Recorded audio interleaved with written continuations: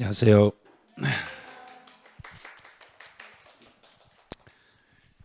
오늘 쉬는 날인데 또 공부를 열심히 하신다고 나오셨네요. 오늘은 이제 하는 일이 세법을 정리가 지금 잘 돼 있다고 보는 거예요. 지금까지 다 공부를 하셔가지고 이제는 요렇게 하는 거 한 장으로 묶어가지고 강의를 할 건데 이게 파트가 이렇게 나눠져요. 이게 이 전체 화면이 요게 지금 세법 한 장이에요. 한 장짜리인데 오늘은 이제 강의를 진행하는 게 과세 대상물부터 시작해서 과세 대상물 취득세부터 대상물만 양도소득세까지 1시간 동안 정리가 될 거예요. 요 파트가 1시간, 그다음 납세 의무자 1시간, 과세 표준 1시간 반 정도, 세율 1시간, 그다음 납세 절차 1시간 이렇게 해서 전체적으로 정리를 할 거예요. 그래서 이 화면에 35회 시험에서 어디에서 시험에 나왔는가를 보여드릴 거예요. 보여드리는데 이 한 장 가지고 정리를 진짜 잘 하셔야 돼요. 이 한 장을 아는 분 입장에서는 이 내용을 세법을 알고 있으면 진짜 편해요. 근데 세법을 잘 이해가 안 되고 잘 모르신 분이라면 펼쳐놓고도 뭘 어떻게 봐야 될지를 모르실 거예요. 그래서 제가 이 한 장을 처음에 만들면서 야, 이걸 세법을 이 한 장에다 어떻게 다 넣을 수 있을까? 근데 진짜 들어가더라고요. 이 하나로 들어가요. 근데 요것만 가지고 하나만 가지고 하신다는 분이 많더라고요. 이 한 장만 가지고 하는데 이제 기존에는 강의 노트를 작년까지는 이제 강의 노트를 제공을 그 전에는 안 했었어요. 근데 안 하다 보니까 지금 이렇게 강의를 진행하면 이 화면을 막 메모를 하고 쓰려고 너무 노력을 하시더라고요. 근데 그럴 필요 없어요. 그리고 이거를 안 쓰고 그냥 하세요 그랬더니 또 계속 사진을 찍어요. 아니 사진을 찍어서 집에서 안 봐요. 그거 계속 찍어만 놓지. 그러면 들리질 않아요. 강의를 못 듣고 계속 다른 뭐 사진을 찍고 메모하고 막 이래서 안 되겠다. 그래서 강의 노트 그냥 드리자. 그래서 요 화면을 한 면을 전부 다 그 한 카트 한 뜻씩을 그 강의 노트에 들어 있으니까. 그리고 저는 여기에서 중간중간에 이렇게 빈칸들이 있어요. 빈칸이 있는데 지금 강의 노트에는 빈칸이 없어요. 다 채워드렸어요. 그래서 예전에 이제 한 번은 빈칸으로 해가지고 강의 노트를 만들어 드렸는데 또 무슨 또 불만이 뭐냐면 정답은 또 어디냐. 자꾸 그래서 그러니까 차라리 그냥 정답 다 드리자. 정답을 다 드리고 그러고 나서 이 부분에서 그냥 스스로 읽어보시고 중요한 걸 스스로 체크해서 이 노트에다가 표시를 하세요. 노트에다 표시하시고 그 한 장에는 여기에는 최소로 표시를 하세요. 최소로 표시하되 이제 강의하면서 엄청 중요한 내용들이 있을 거예요. 그럼 그 중요한 내용은 제가 별도로 설명해 드릴 거예요. 이 부분은 체크를 해놓고 요거는 좀 더 익혀주세요. 이렇게 할 거예요. 그리고 그 수업을 들으실 때 쓰는 것보다는 말하는 게 중요해요. 오늘은 계속 말로 이제 그 뱉어내세요. 내가 알고 있는 것, 모르고 있는 것을 말로 표현을 하시면서 수업을 참여하시면 될 거예요. 그리고 이제 첫 번째 이제 첫 시간에 할 일은 이거예요. 과세 대상물. 과세 대상물만 첫 시간에 할 거예요. 그래서 제일 위에 나와 있는 과세 대상물만 그 옆으로 쭉 이제 취득세부터 양도세까지 한 번에 쫙 정리를 할 거예요. 그래서 여기는 해년마다 한 문제에서 두 문제 정도 나와요. 이게 하나에서 두 개 정도가 이렇게 시험에 출제가 되는데 주로 이제 나왔던 게 어디냐면 작년 시험에서는 종합부동산세하고 양도소득세에서 문제가 출제가 됐어요. 작년에는. 그럼 이제 올해 나올 수 있는 것은 양도소득세는 또 나올 수 있어요. 또 나올 수 있는데 올해 조심할 게 여기에요. 등록면허세. 등록면허세 쪽에서 한 줄 정도가 아마 나오면 그게 정답일 확률이 크니까 올해는 등록면허세 과세 대상물 편 그 부분을 집중 공략을 하셔야 돼요. 그럼 이제 한 파트 이제 지금부터 설명해 드릴게요. 자, 이제 취득세 과세 대상물을 이제 강의 노트를 먼저 이제 보셔야 돼요. 강의 노트를 보시면서 여기서 뭘 찾아내는가, 어떤 걸 찾는가를 잘 보셔야 돼요. 취득세 과세대상물을 먼저 이제 판정을 할 때는 판정이요. 과세대상물을 판정할 때는 사실에 따라서 판정하는 거예요. 사실상 현황에 따라서 판단하는 거예요. 혹시라도 그럼 사실 확인이 안 되면은 두 번째로 뭐에 따라서 판단하면 되겠는가? 사실 아니면 공부상. 사실 안 되면 공부상이에요. 그러니까 이걸 답으로 내지는 않아요. 답으로 내지는 않으니까 취득세 과세 대상이 되는 물건의 종류를 계속 익히셔야 돼요. 자, 물건의 종류.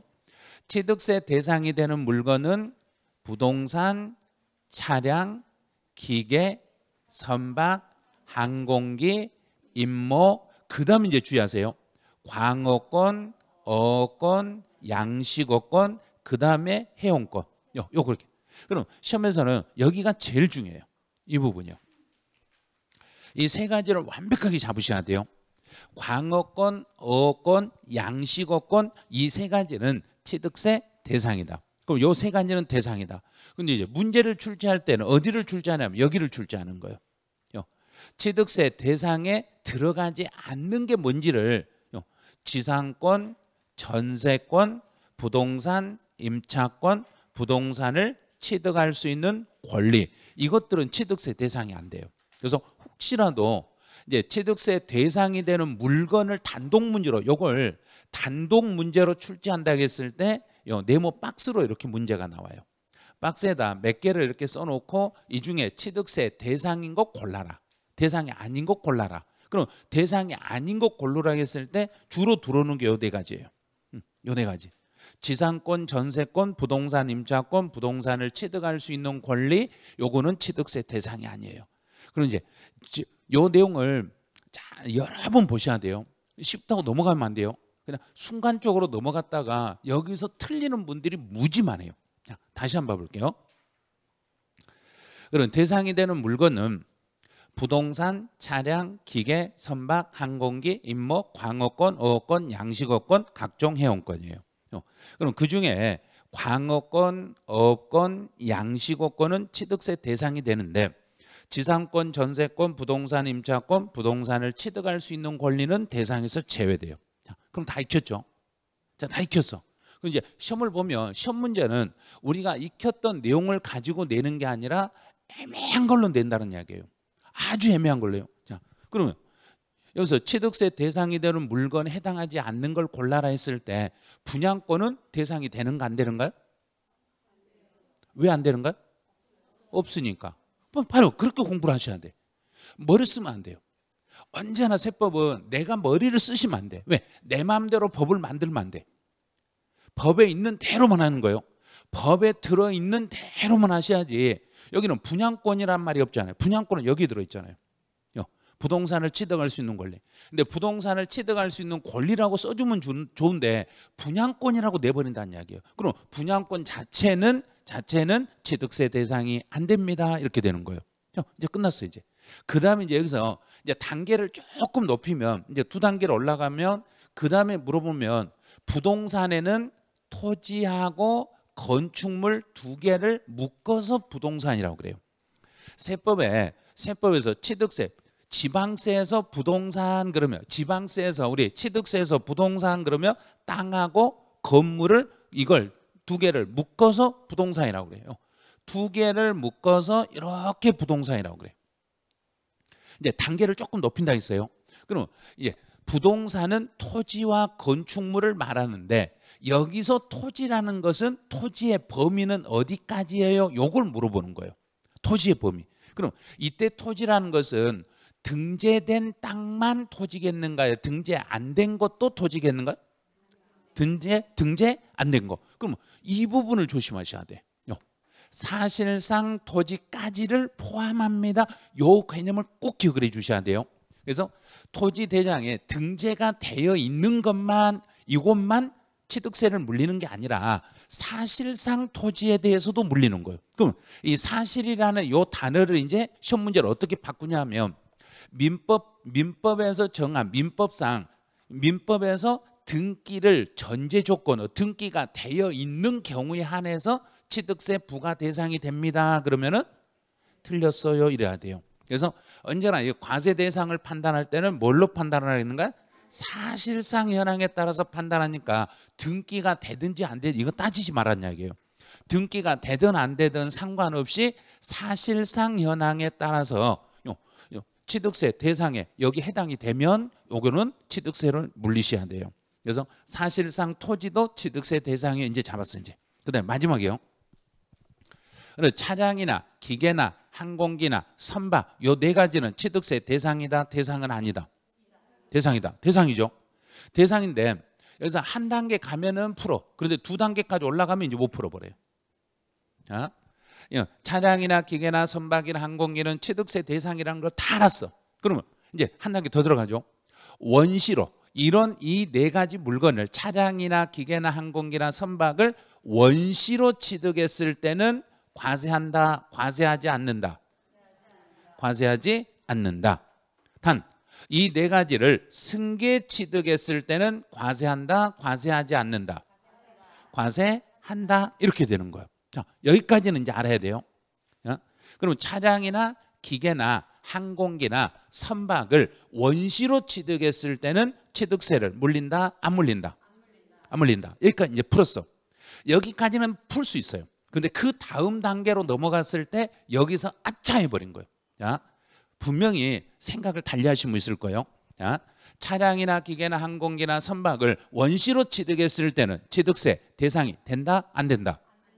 안 된다고 해버린다는 이야기예요. 분명히 대상이라고 해놓고 대상이 아니라고 해버린다는 이야기예요. 세금만 안 물리는 거지 대상은 대상이에요. 조심하셔야 돼요. 그러니까 여기서 어떤 식으로 문제를 내냐에 따라서 문제를 못 풀게 하는 방법이 다 있어요. 이제 차량이나 기계나 항공이나 선박은 취득세 대상이다, 대상은 아니다. 대상이다.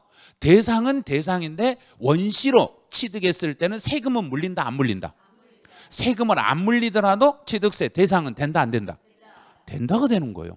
그러니까 여기까지 딱 마무리를 지어놓고 정확하게 내가 이걸 어떤 식으로 문제가 나와도 풀 수 있을 정도로 준비를 딱 하셔야 돼요. 근데 이거를 공부할 때 부동산부터 해운권까지 나 이제 다 알았어. 그 14개만 한번 읽어보고 다 알았어 하고 넘어가 버려요. 그러니까 이런 내용이 구체적으로 시험에 나와버리면 아니요, 저는요 거기까지는 공부 안 했는데요 막 그래요. 공부 안 한 것은 자랑이 아니에요. 우리 시험에 그걸 내가 공부 안 해가지고 못 풀었잖아요. 그럼 내년에 또 공부해야 돼. 그러니까 한 번에 끝내라는 이야기예요. 자, 이제 그럼 다시 한번 마무리 짓네요. 자, 취득세 대상이 되는 것은 부동산이다. 부동산은 무엇과 무엇을 묶어서 부동산이라 한다. 토지와 건축물. 계속 말을 하셔야 돼요. 말을 해가지고 계속 내 것으로 만들으셔야 돼. 오는 이유가 그거니까. 자, 토지와 건축물을 말하는데 여기서 토지라는 것은 등재된 것만을 토지라 한다. 안 돼 있어도 토지라 한다. 안 돼 있어도 토지라 한다. 여기까지 잡았어 이제. 그런데 차량이나 기계나 항공기나 선박은 취득세 대상은 된다, 안 된다? 된다. 그런데 단 이 네 가지를 원시로 취득하면 세금은 물린다, 안 물린다? 안 물린다. 자, 여기까지 됐네요. 그럼 이제 광업권이나 어업권이나 양식업권을 취득하면 취득세를 물린다, 안 물린다? 물린다. 자, 여기까지 나왔어요 이제. 그러면 지상권이나 전세권이나 부동산 임차권이나 부동산을 취득할 수 있는 권리는 취득세를 부과한다, 부과하지 않는다? 부과하지 않는다. 이제 다 풀었어요. 다 풀었어요. 각종 해운권은 취득세 대상이 된다. 다 됐죠? 여기까지 다 풀었어. 이제 최종적으로 이제 마지막 하나. 그러면 과점주주가 주식을 취득하여 50%를 초과하게 됐을 때 그 회사의 비상장 주식은 취득세 대상이 된다, 안 된다? 자, 잘 보세요. 비상장 주식이란 말 써놓은 적 있는 거 없는가요? 없잖아요. 비상장 주식을 쓴 적이 한 번도 없는데 왜 어디서 있다고 한지를 모르겠어요. 비상장 주식은 취득세 대상이 아니에요. 양도소득세 대상이에요. 비상장 주식을 취득했을 때는 그 취득에서 과점주주가 되면 그 과점주주는 이 물건을 취득한 걸로 보는 거지 비상장 주식을 취득한 걸로 보는 거 아니에요. 그러니까 많은 분이 착각하는 게 과점주주가 됐을 때 그 비상장 주식에 대해서 세금을 내는 걸로 착각하는데 주식은 세금을 내는 게 아니라 과점주주가 됐을 때 그 과점주주가 이 취득세 대상이 되는 물건을 자기의 지분율만큼 취득한 걸로 간주하겠습니다. 이렇게 되는 거예요. 이제 끝난 거예요. 이제 취득세 대상에서 문제가 나오면 싹 풀 수 있어요. 이제 이 정도를 해놔야만 다 풀리게 되는 거예요. 이제 토지의 지목 변경을 이제 추가로 이제 이거는 지목 변경은 해년마다 시험에 내니까 토지의 지목 변경에 대해서는 매년 시험에 한 줄씩이 나와. 매년 나와.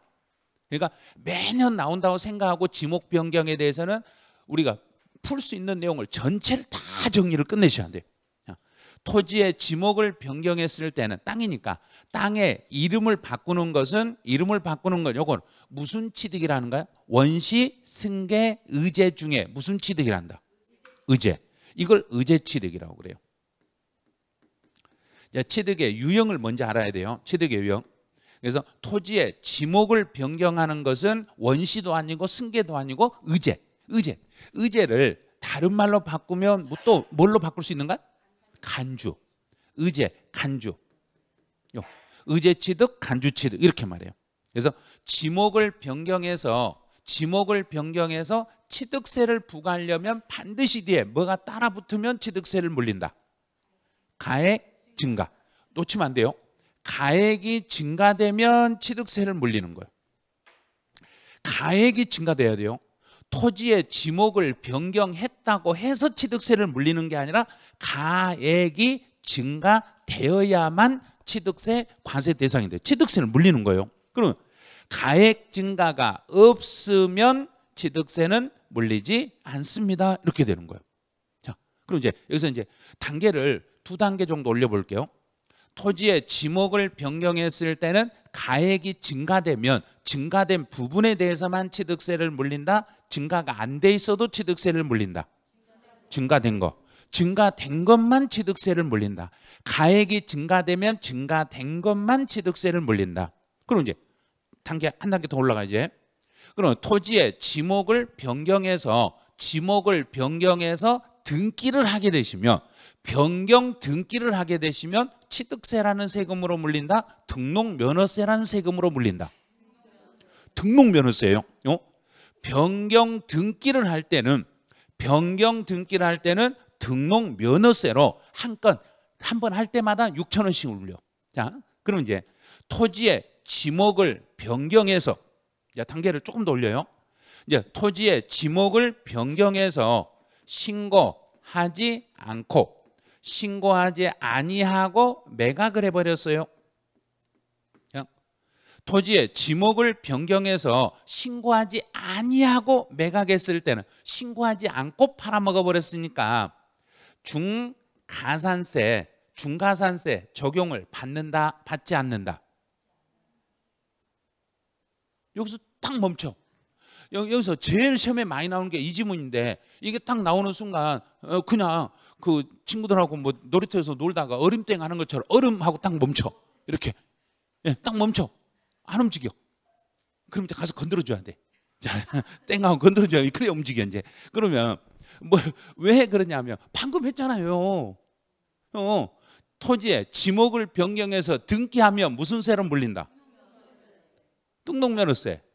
등록면허세 물리니까 신고하지 아니하고 매각하더라도 취득세, 중과산세 물린다 안 물린다? 왜 안 물린다?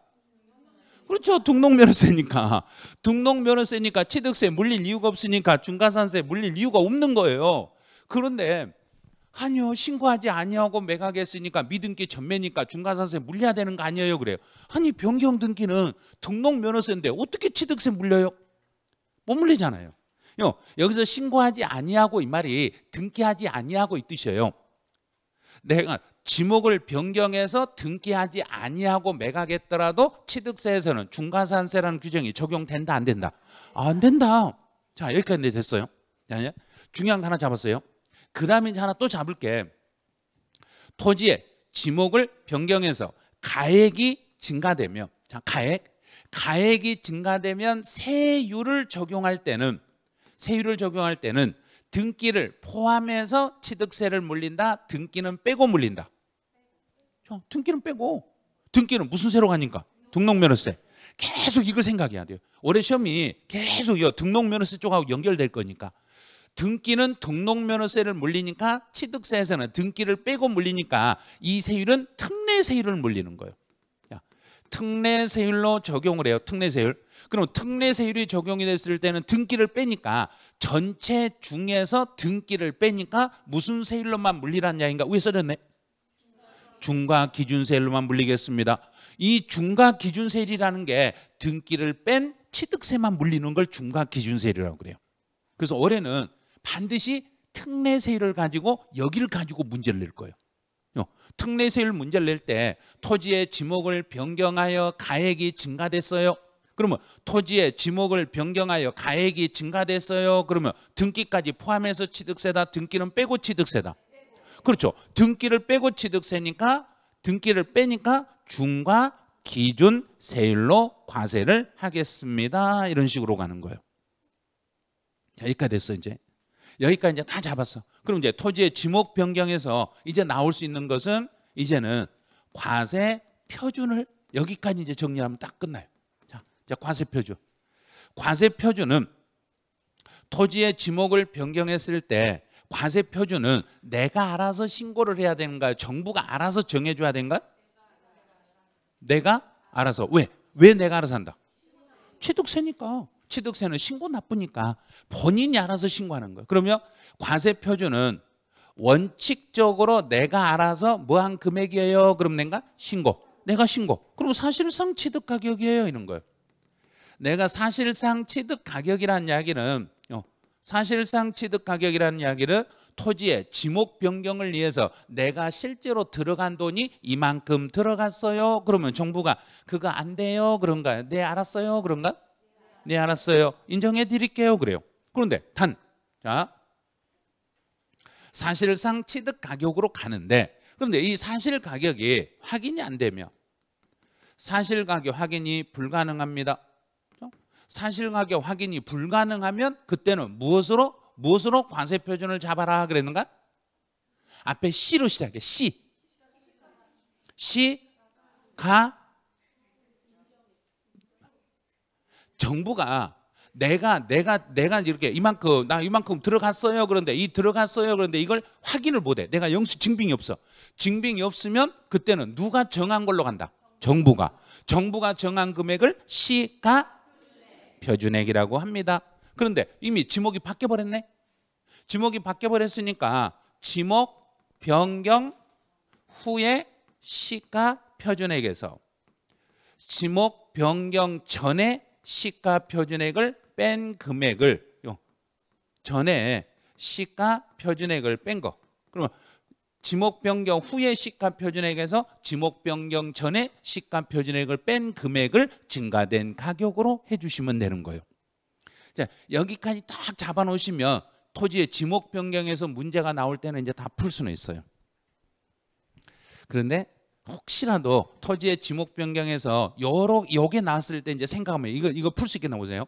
토지의 지목을 변경했을 때 취득의 시기는 언제를 취득의 시기라고 잡아야 돼요. 그럼 취득 시기를 언제로 잡았는가? 사실상 변경일과 공부상 변경일 중에서 빠른 날입니다. 단 변경일 전에 사용하는 경우에는 사실상 사용일입니다. 요거까지 기억을 딱 해놓으셔야 돼요. 그래야 지목 변경에서 완벽하게 풀 수 있는 거예요. 이제 작년 시험에서는 아주 단순하게 토지의 지목을 변경하여 가액이 증가되는 경우 취득으로 간주합니다. 요게 시험에 나왔어. 그럼 그 다음에는 세율이 나오든 과세 표준이 나오든 취득의 시기가 나오든 그 셋 중에 하나를 문제로 내는 거예요. 언제나 이 토지의 지목 변경은 매번 시험에 나오니까 꼭 체크를 해가지고 정리를 해주셔야 돼요. 이제 건축물의 이전으로 한번 가보죠. 한 페이지. 이제 그 강의 노트에서 한 페이지 넘기시면 이거 그대로 나와요. 이제 건물을 이전했어요. 이전. 그럼 이전에서 등기를 하며 건물 뭔가를 이전에 등기의 원인이 이전에서 등기했을 때는 무슨 세로 물려야 되고 이제 그 등기 원인 5가지를 한번 다시 한번 익혀보죠. 등기 원인 5가지가 있는데 물건을 취득해서 등기할 때는 취득세. 이전해서 등기할 때는 취득세. 변경해서 등기할 때는 등록면허세. 설정해서 등기할 때는 등록면허세. 소멸해서 등기할 때는 등록면허세. 아직 개념 못 잡으시면 문제 풀 때 상당히 까탈스러워 이거. 다 이전 등기니까 이전에서 등기했으니까 당연히 무슨 세를 물려야 된다. 취득세. 취득세 물려야죠. 근데 가액 증가가 있으면 자, 지금 이쪽에 있는 건물을 여기에 있는 건물을 이쪽으로 옮겼어. 이전했더니 가액이 증가됐네. 그럼 가액 증가되는 증가분에 대한 취득세도 물리고 이전에 대한 등기분도 물리고 가액 증가분도 물리고 등기분도 물리니까 이 경우는 가액이 증가됐으면 취득세로 과세를 하는데 이때 취득세는 무슨 세율을 적용해서 취득세를 물리면 되겠는가? 표준세율로 물리는 거예요. 표준세율로 물리고 둘 다 물리니까 가액 증가분, 등기분을 다 포함해서 표준세율로 취득세를 물려. 근데 이전 했는데 가액 증가가 없어요. 자, 그러면 시험 문제로 여기를 물어보는 거예요. 가액이 이전을 건물이 지금 이쪽에 지금 제가 이제 건물이라고 생각해봐요. 제가 건물인데 제가 이 장소에 있을 때 여기에 있을 때에서 이쪽으로 옮겼어. 이전했어. 그러면 이전에 대해서 이전하기 전에도 1억인데 이전해놓고도 1억이네. 가격 차이는 없네. 가격 차이가 없으면 취득세 물린다 안 물린다? 물린다고 했잖아요. 지금 물린다고. 취득세 가액 증가 없어도 물린다. 가액 증가 없어도 물리니까 이전에 대한 뭐에 대해서 물린다? 등기분. 자, 이전에 대한 여기는 등기분에 대해서 과세하겠습니다. 자, 이렇게 말하면 반드시 또 틀린 말을 해. 자, 누가 틀린 말 한가 스스로 순간적으로 본인 입에서 뱉어보세요. 자, 건물을 지금 이 장소에서 이 장소에서 이쪽 장소로 건물을 이전했어. 이전했다는 가액 증가가 없으면 뭐에 따른 세금만 물린다? 등기분만 물리는데 이때 등기분은 취득세로 물린다? 등록면허세로 물린다? 등록면허세는 할 뻔했어. 할 뻔했어. 이전 등기는 무슨 세로 물리니까? 취득세로 물리니까요. 이전 등기는 취득세를 물리니까 가액 증가가 없을지라도 무슨 세로 물려라? 취득세. 그럼 가액 증가가 없으면 물건값에 대한 세금은 물리지 말고 등기값만 물리니까 표준세율로 물려라? 특례세율로 물려라? 특례세율로 물려라는 이야기예요.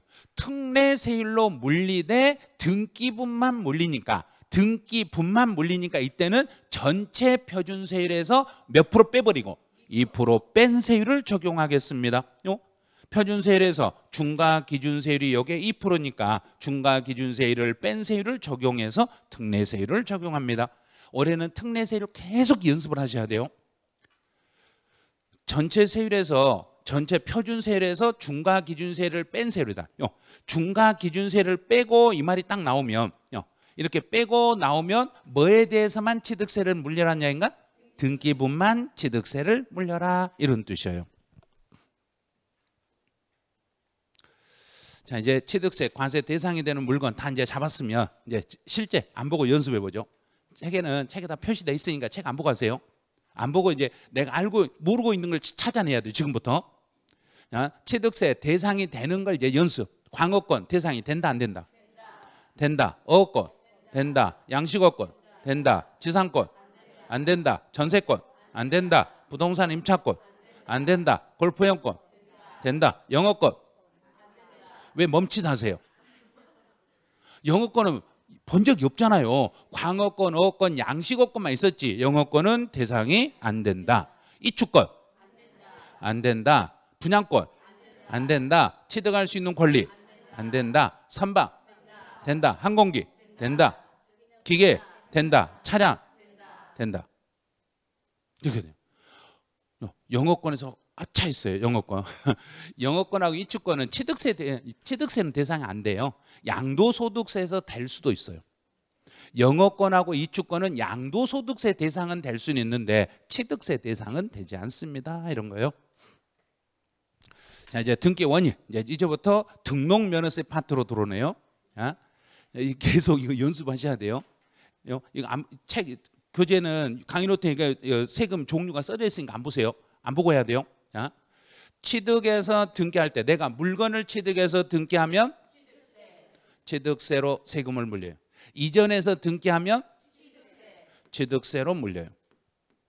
설정해서 등기하면 등록면허세로 물려요. 변경해서 등기하면 등록면허세로 물려요. 그다음에 소멸해서 등기하면 등록면허세로 물려요. 이렇게 하나씩 공부할 때 다 알아요. 그런데 나중에 문장으로 나오면 못 풀어요. 그러니까 문장으로 나와 다 풀 수 있어야 돼요. 앞에서 이제 토지의 지목을 변경해서 신고하지 아니하고 매각하더라도 취득세에서는 중과산세 적용이 된다 안 된다. 근데 등록면허세니까 취득세 중과산세를 물릴 리가 없습니다. 이런 거예요.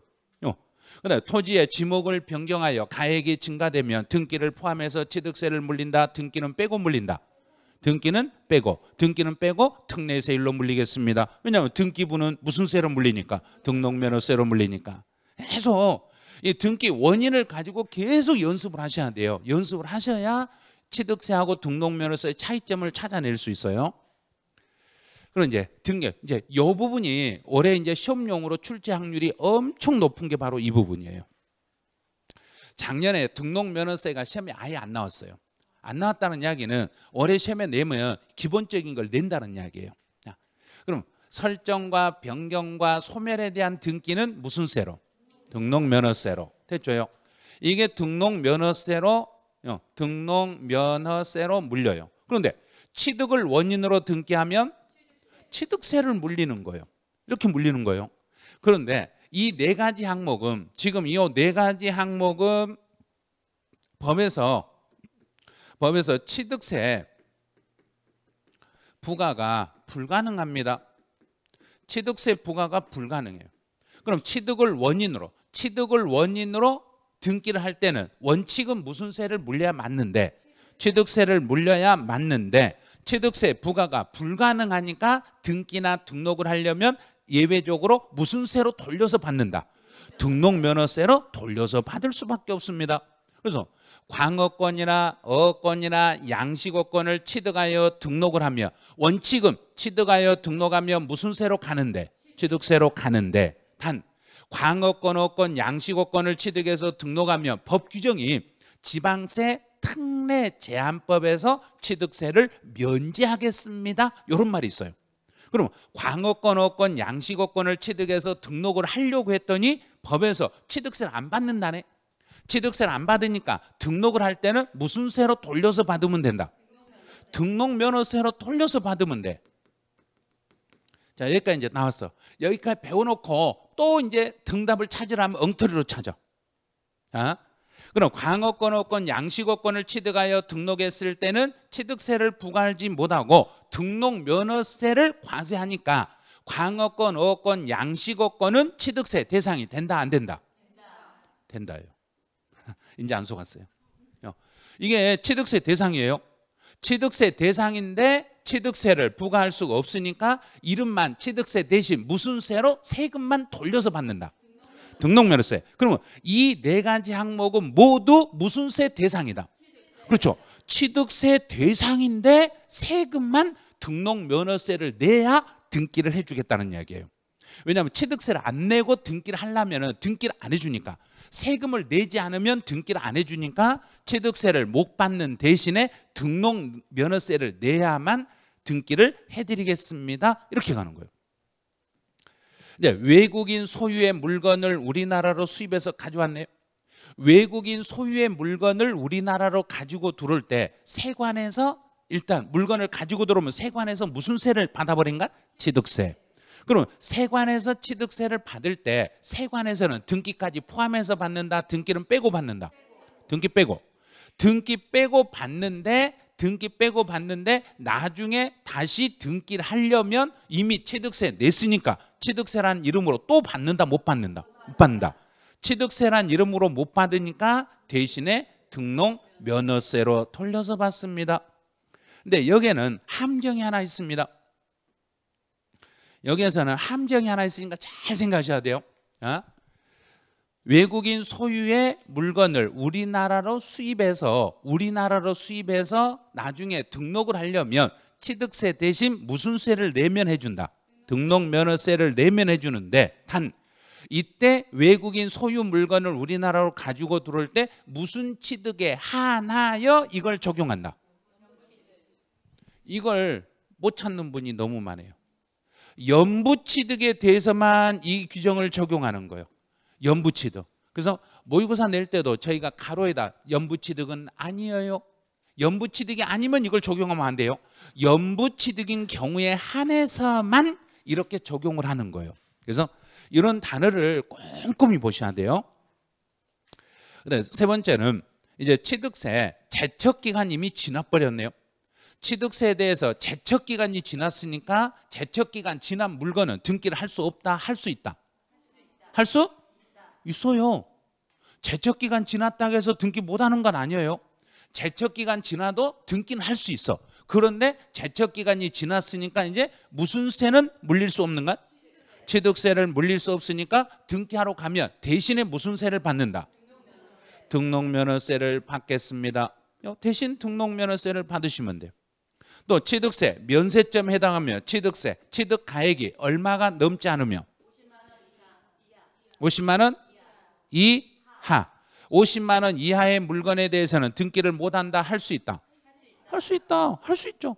50만 원이 안 돼도 등기할 수 있어. 그러면 등기할 수 있는데 50만 원 안 되는 물건에 대해서는 취득세를 못 받는 대신에 대신 무슨 세로 받는다? 등록면허세로 받겠습니다. 자, 됐어 이제. 자, 그러면 이제 문제에서 취득을 원인으로 등기하는 경우는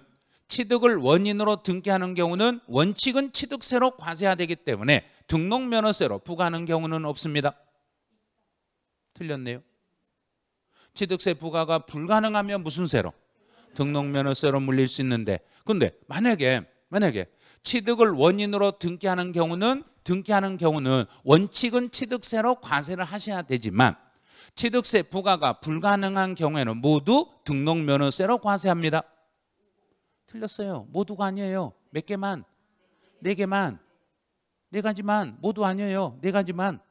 조심하셔야 돼. 그러니까 문제를 낼 출제위원들은 문제를 어떻게 내면 틀리게 내는지 다 알아요. 다 알고 있어가지고 난이도 조절해 주세요. 그럼 그 난이도 딱 조절해서 문제 딱 내버려요. 그러니까 10명 중에 9명 떨어뜨리고 1명만 합격시키게 만들어주세요. 그럼 그렇게 문제를 딱 만들어요. 그러니까 문제 여기서 취득을 원인으로 등기하는 것 중에서 예외적으로 등록면허세로 가는 거 몇 개밖에 없다. 요 4개밖에 없는 거. 법에 있는 거 요것밖에 없잖아요. 이걸 제외한 나머지는 등록면허세로 물린다, 못 물린다? 못 물린다. 이렇게 가면 돼요. 자, 이제 여기까지 끝났어. 이제 올해 이제 등록면허세 나왔을 때 안 틀리셔야 돼. 이제 재산세로 가네요. 재산세 파트. 재산세는 그렇게 어렵진 않아요. 자, 재산세는 과세 대상물이 5개라는 것만 먼저 생각하세요.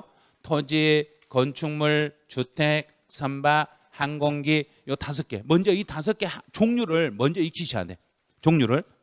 자, 그리고 이 5개 속에 이제 문제 물어볼 때 제일 먼저 물어보는 게 재산세 과세 대상물의 종류를 물어보는데, 단 재산세 대상에 절대 안 들어간 물건이 있는데 그 물건은 차량과 기계는 절대로 들어가면 안 됩니다. 특히 차량을 기억하세요. 차량이나 기계는 재산세를 물린다, 못 물린다?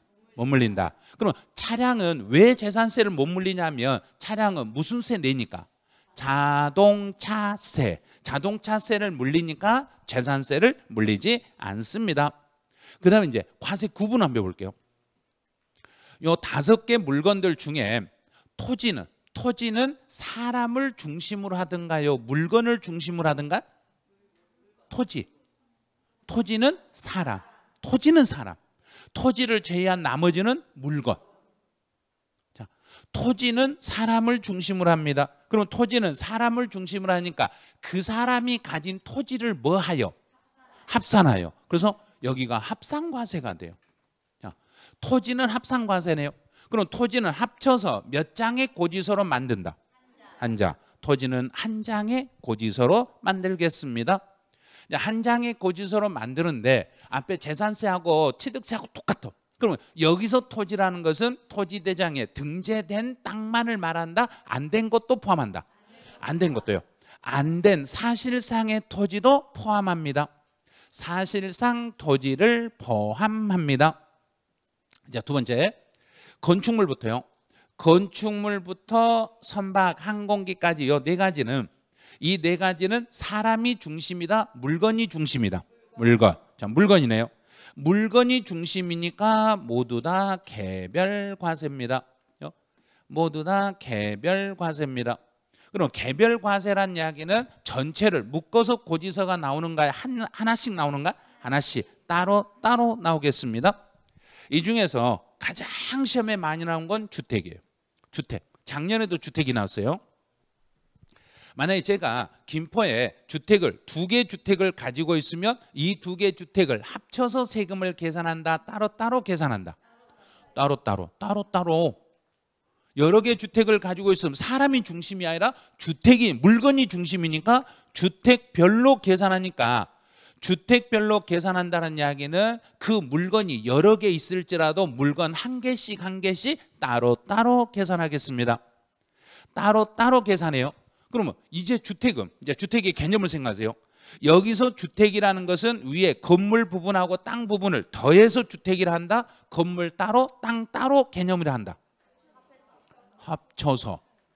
여기서 이걸 토지 건물을, 위에 건물하고 토지를 합친다는 개념을 가지고 집을 여러 개 가지고 있어요. 그럼 여러 개 집을 합쳐서요, 이래버려요. 주택이 여러 개 있더라도 주택은 한 개씩 재산세를 물린다? 묶어서 재산세를 물린다? 한 개씩 물린다. 단 하나의 주택에 대해서는 위에 건물분하고 토지분을 합쳐서 계산한다? 따로 계산한다? 합쳐서 계산한다. 정확히 해야 돼, 이게. 그럼 이제 주택에 대해서는 주거용으로 사용하는 건물과 토지를 합하여 주택으로 과세하겠습니다. 합쳐서 주택으로 과세하니까 이제 이 단계에서 한 단계 더 올라가네요. 주거용으로 사용하는 주거용 건물에 부속된 토지는, 주택 밑에 있는 토지는 토지분 재산세로 과세할 수 있다? 없다? 토지분 재산세로 과세할 수 있다? 없다? 없어요. 자, 그러면 이 소개가, 첫 번째, 토지 속에, 이 토지 속에 주택에 부수 토지를 포함한다? 제외한다? 제외한다예요. 주거용으로 사용하는 토지는 빼고 주거용으로 사용하는 토지는 토지분 재산세로 나오지 않습니다. 자, 두 번째, 건축물 속에, 자, 건축물. 그럼 우리 여기서 건축물 그러면 상가를 생각하세요. 상가. 여기서 건축물은 상가를 생각할 때 상가에 대한 재산세는 건물하고 토지를 묶어서 재산세가 나온다? 건물하고 토지를 따로 구분하여 재산세가 나온다? 구분하여. 그래서 상가를 가지고 계신 분들은 건물분 재산세, 토지분 재산세로 나눠서 나와요. 근데 대신에 이 건축물 속에 주거용으로 사용하는 건물은 건축물로 들어간다? 안 들어간다? 안 들어간다. 주거용 건물은 제외하겠습니다. 그리고 이제 해석을 할 때 어떻게 하냐면, 여기서 주택은 토지와 건축물 범위에 포함한다, 포함하지 않는다? 자, 다시.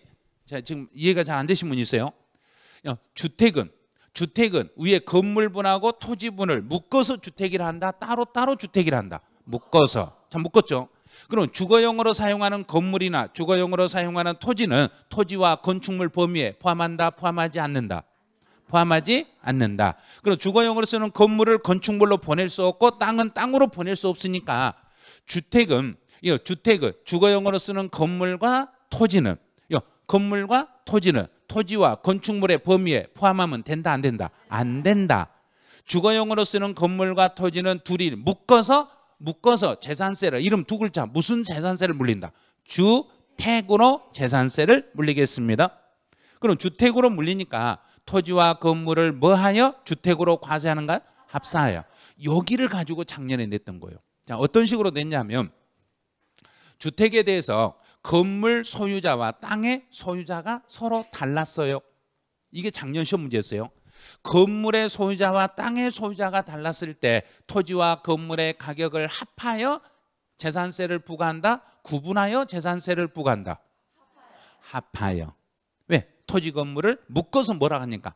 주택이라 하니까. 소유자가 다를지라도 합산하여 재산세를 계산하겠습니다. 이렇게 되는 거예요.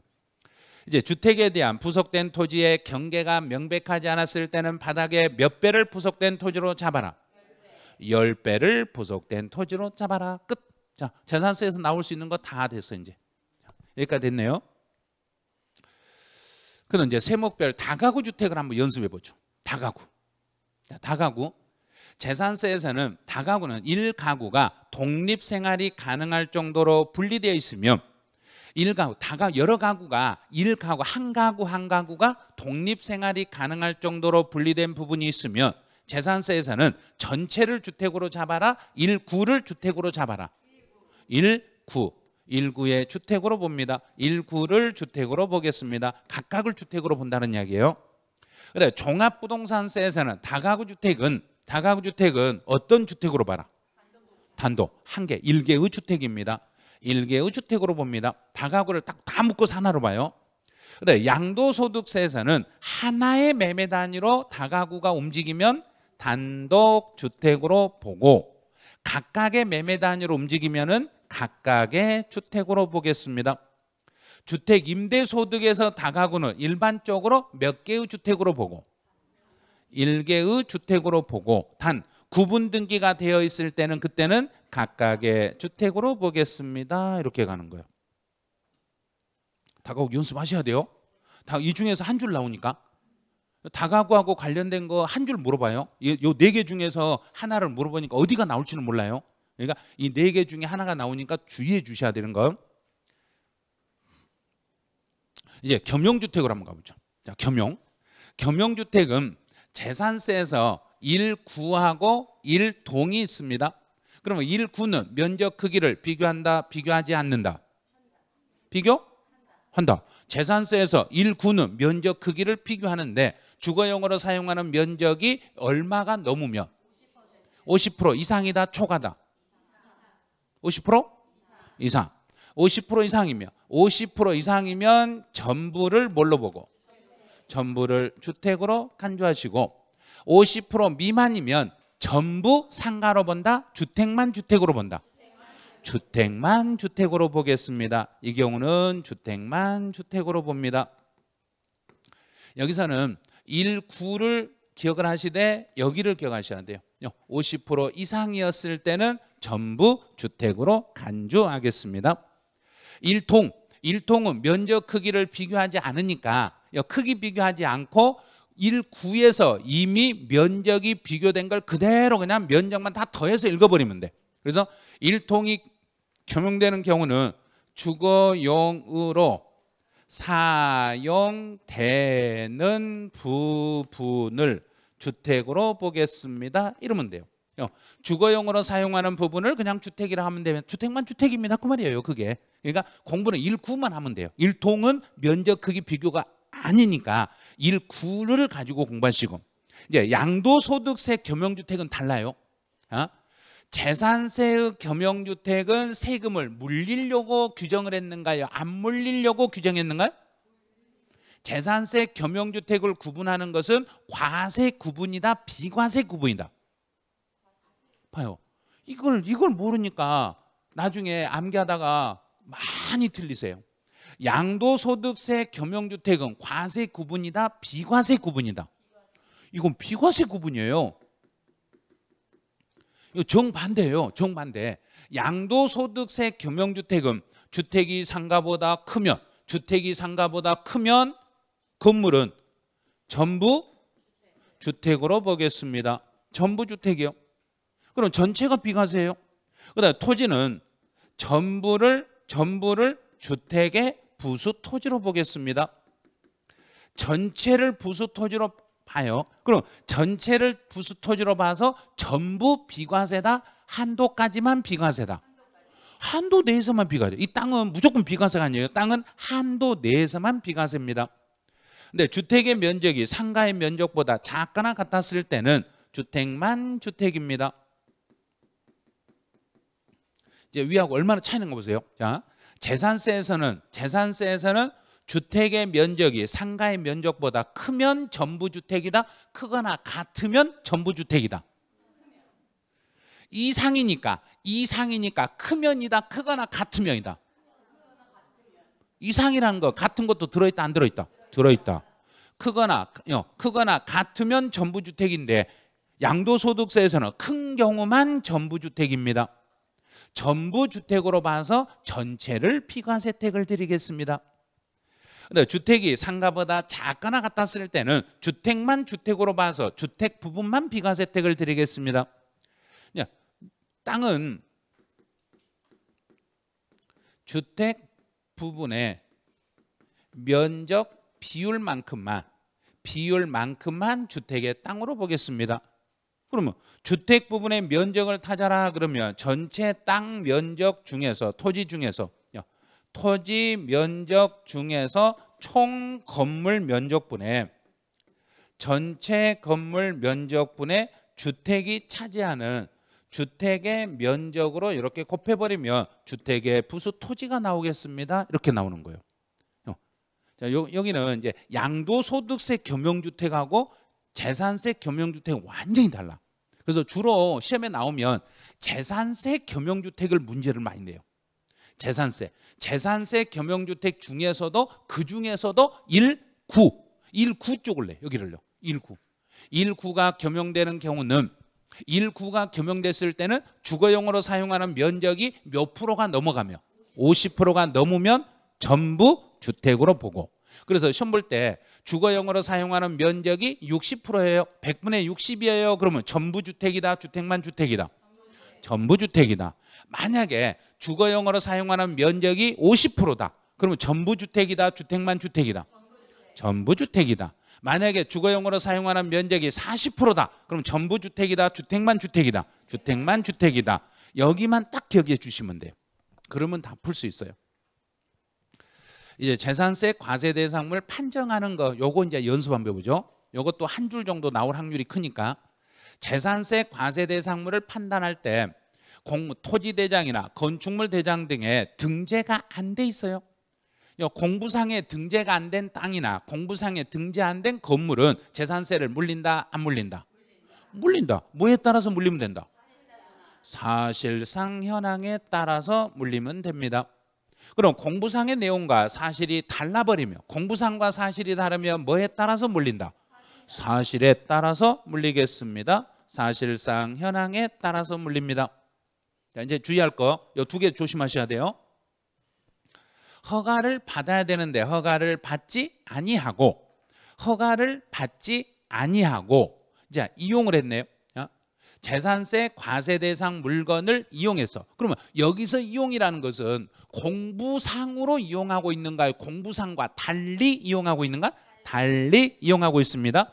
공부상과 다르게 이용하고 있으면 뭐에 따라서 물리는 게 원칙인데, 사실에 따라서 물리는 게 원칙인데, 사실에 따라서 재산세를 부과해 봤더니 오히려 재산세가 공부상보다 낮아져 버리면 그때는 공부상에 따라서 물리겠습니다.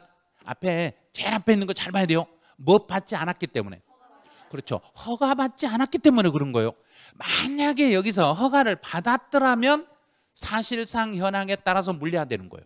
허가를 안 받아가지고 공부상과 달리 이용하면서 사실에 따라서 재산세를 물려받더니 오히려 공부상보다 낮아져 버리면 그때는 공부상에 따라서 물리겠습니다. 이제 과세균련제 일시적으로 공부상 등재량과 달리 사용하고 있네요. 잠깐 동안만 공부상과 달리 사용하고 있을 때도 원칙은 뭘로 물려야 되는데, 사실에 따라서 물려야 되는데, 잠깐만 공부상과 달리 쓰다가 다시 원위치가 돼버렸기 때문에 공무원들이 찾겠는가 못 찾겠는가? 못 찾아요. 이걸 사실상 현황에 따라서 잠깐만 쓰다가 다시 원위치로 돌려버렸기 때문에 이 경우는 공부상으로 물릴 수밖에 없습니다. 그럼 시험 문제는 여기하고 여기 둘 중에 하나를 이주로 낼 수밖에 없어요. 딱 두 개만.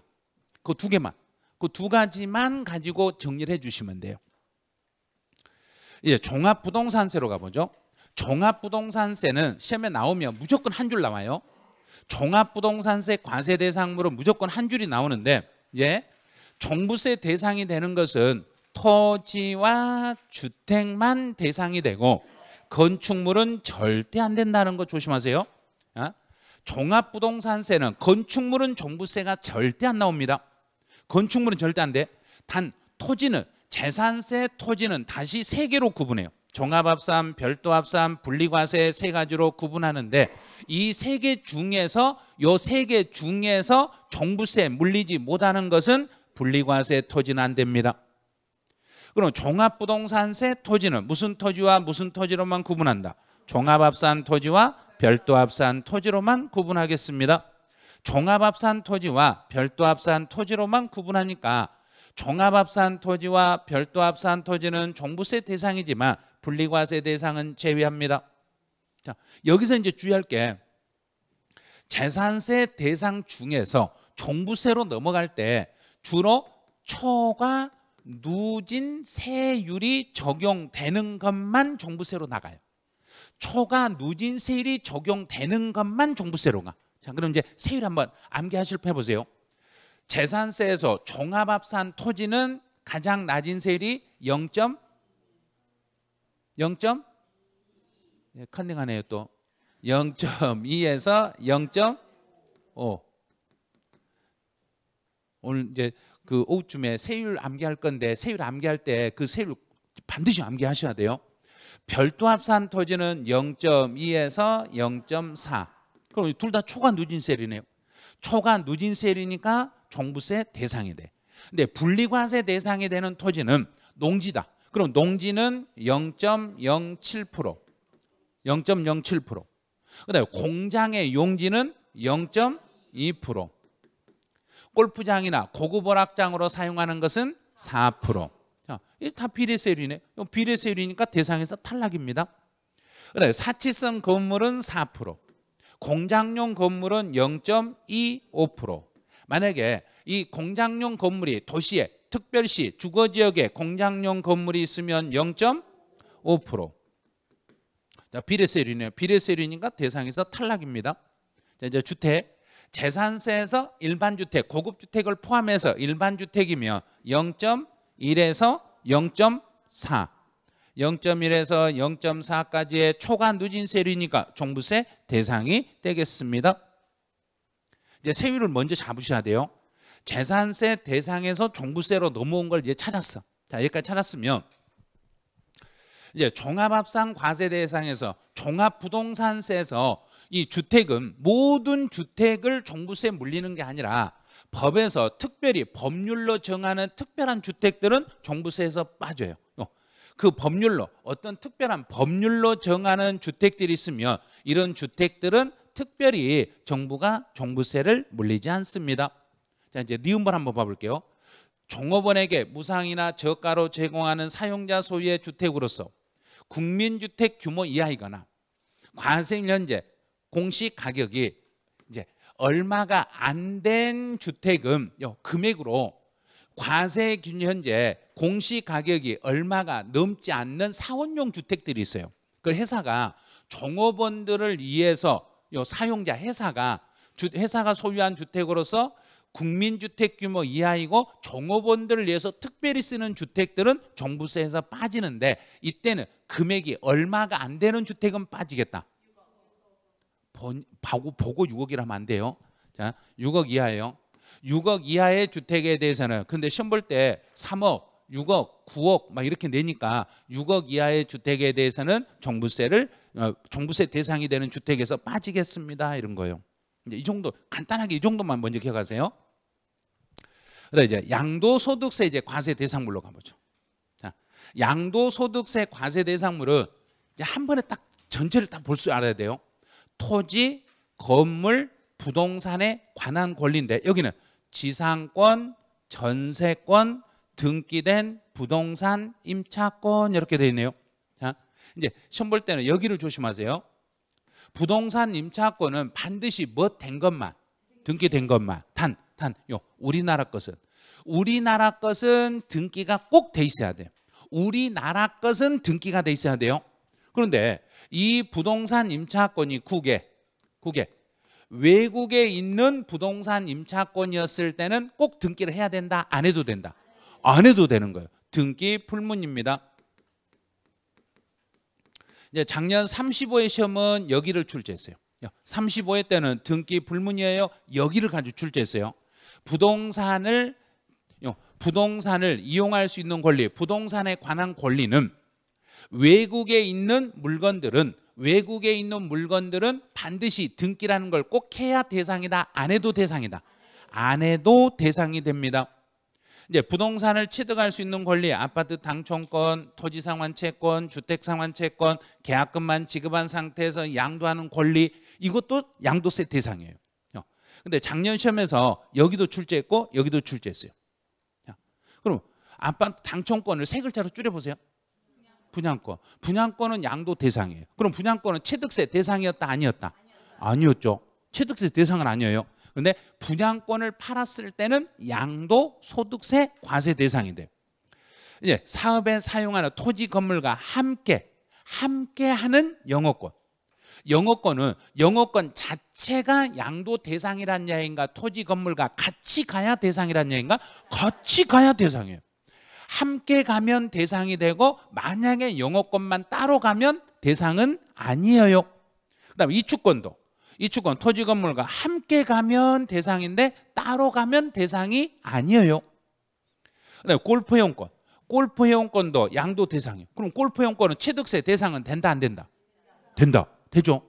골프회원권은 취득세 대상도 되고 양도소득세 대상도 돼. 그럼 올해 시험 볼 때는 여기 조심하세요. 이거 신탁의 이익을 받을 권리입니다. 신탁의 이익을 받을 권리. 그러면 이거 신탁 수익권이라고 그래요. 이거를 신탁의 이익을 받을 권리를 신탁 수익권 이렇게 말해요. 자, 그러면 신탁 수익권도 양도 대상이 된다 안 된다? 된다요. 왜냐하면 2년 전에 이게 개정돼서 새로 들어온 것이고 아직까지 한 번도 출제 안 했기 때문에 이제 문제를 내면 이런 걸 낼 수 있어요. 자, 신탁 수익권도 양도소득세 대상이 되고. 자, 주식은 상장 주식 중에 주식시장에서 거래된 것 중에서는 주식을 조금 가지고 있으면 대상이다, 많이 가지고 있으면 대상이다. 많이는 앞에 무슨 글자 쓴다? 대주주. 대주주가 양도하거나 만약에 상장 주식일지라도 시장 밖에서 거래해버리면은 양도소득세 대상이 돼. 그다음 비상장 주식도 대상이 돼. 그럼 비상장 주식은 취득세 대상은 된다 안 된다? 안 된다. 비상장 주식은 증권거래소에 상장이 안 돼 있는 상태이기 때문에 증권거래세를 물리지 못하니까 비상장 주식을 팔아버리면 무슨 세를 물린다? 양도소득세를 물리겠습니다. 자, 이 내용을 이제 연습. 자, 지금부터 이제 시험용으로 연습하는 거예요. 이게 여기를 잘 보셔야 돼요. 한번 하나도 안 보고 한번 연습해 보세요. 딱 안 보고 연습해갖고 내가 개념을 잡았는지 어디가 틀리는지 내가 틀리는 쪽을 찾아내세요. 본인이 틀리는 쪽을 찾으세요. 지상권을 누군가에게 대여 임대. 자, 일반적으로 지상권을 누군가에게 대여했을 때는 무슨 소득이나? 사업소득. 자, 개념 잘 못 잡으신 분 있어요? 네, 지상권을 대여했는데 공익사업과 관련하여 지상권을 대여하고 발생한 소득은? 이거는 기타 소득입니다. 네, 지상권을 양도했어. 지상권을 양도했을 때는 양도소득. 만약에 지상권을 공익사업과 관련하여 지상권을 양도했을 때는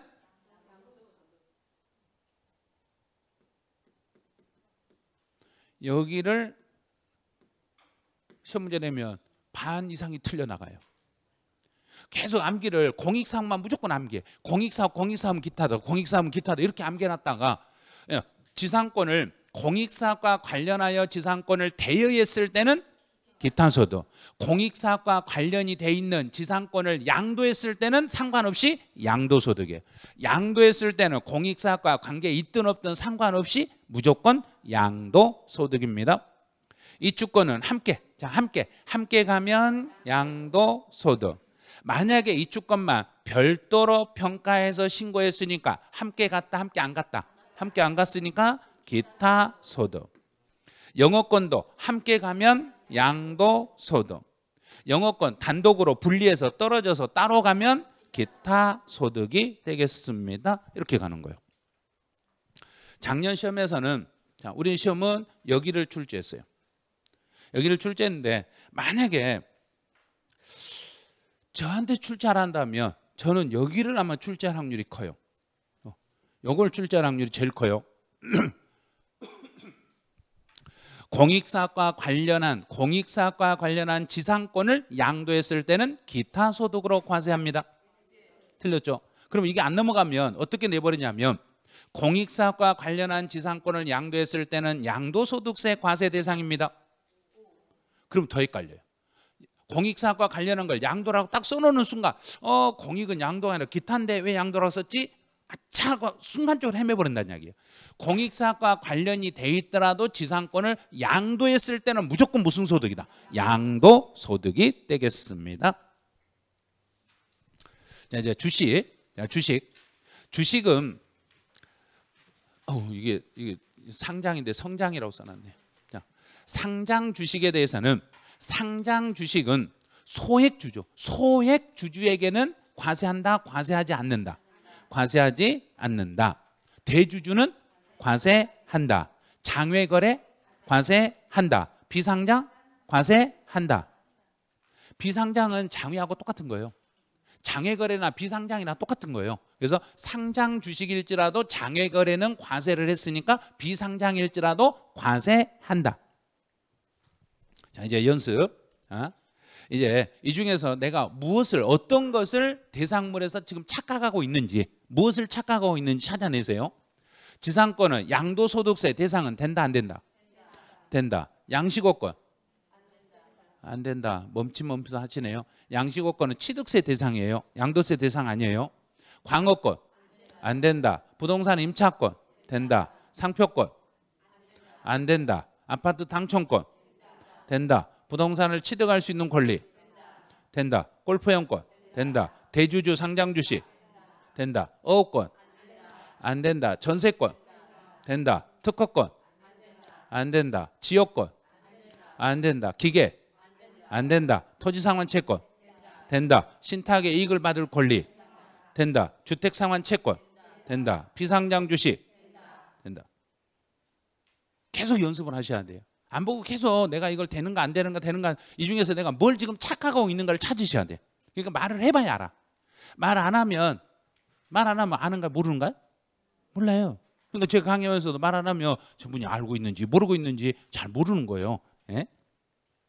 자, 이제 양도 여부를 구분하는 거예요. 여기까지 하면 1시간이 끝나. 이제 여기까지 하시면 양도로 보는가 안 보는가 이제 볼게요. 양도라는 것은 넘겨주고 대가를 받아야 양도다, 안 받아도 양도다.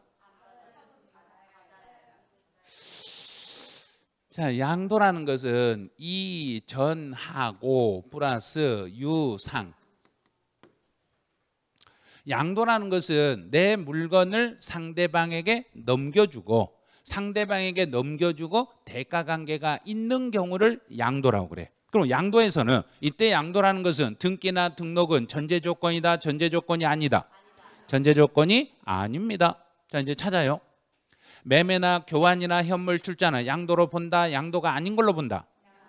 양도로 본다. 대물 변제? 양도로 본다. 대물 변제에서 사례가 나올 때 무조건 사례는 위자료가 나와요.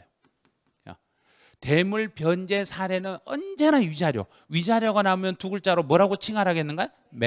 매매라고 칭하라겠죠. 위자료 나오는 순간 매매니까 너는 양도다. 이렇게 바로 잡으셔야 돼요. 부담부 증여에서 채무를 인수하는 것은 양도. 채무 인수 이외는 증여. 양도 아니네요. 공매나 경매나 수용이나 물납도 양도. 여기서 주의할 거. 공매나 경매는 양도로 보는데 단 내가 내 물건을 공매나 경매로 재취득한 것은 양도가 아니다. 그것만 주의하셔야 돼요. 자기가 재취득한 건 양도가 아니다. 무상 이전은 양도 아니다. 양도 담보는 원칙적으로는 양도다, 양도는 아니다. 양도 아니다. 변제 충당하면 양도.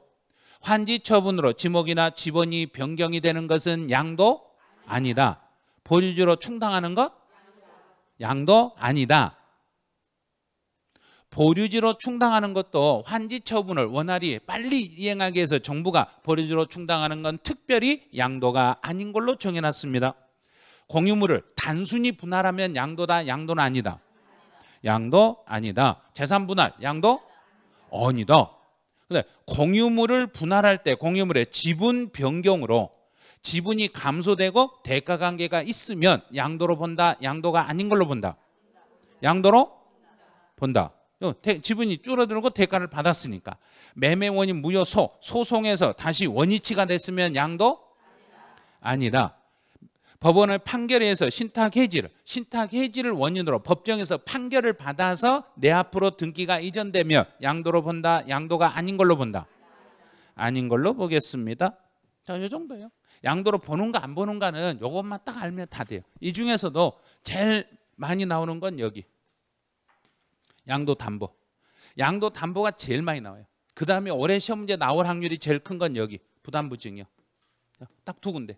부담부 증여하고 양도 담보하고 이 두 군데만 딱 잡아버리면 돼요. 부담부 증여하고 양도 담보만 잡으면 무조건 문제는 다 풀 수 있어요. 이쪽은. 자, 여기까지 해서 1시간 동안 양도소득세 과세 대상물 우리 두 문제 해결했어요. 1시간 두 문제 많은 거예요. 자, 이제 10분 쉬었다가 납세 의무자부터는 10분 쉬었다가 다시 진행을 하죠.